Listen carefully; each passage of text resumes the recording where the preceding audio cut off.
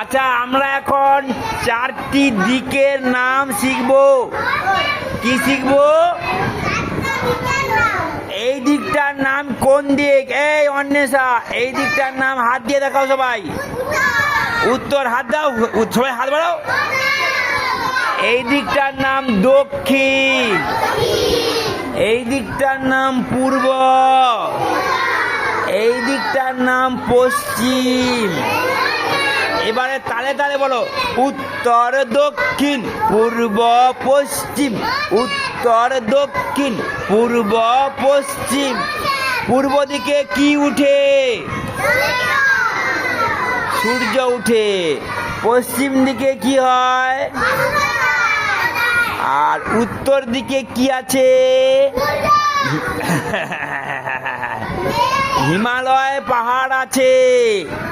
আর দক্ষিণ দিকে কি আছে? বঙ্গোপসাগর আছে। কি আছে? তাহলে মনে রাখার জন্য এই অনুরূপ, বোঝা গেল তো? আরেকবার দেখাও, উত্তর কোনটা,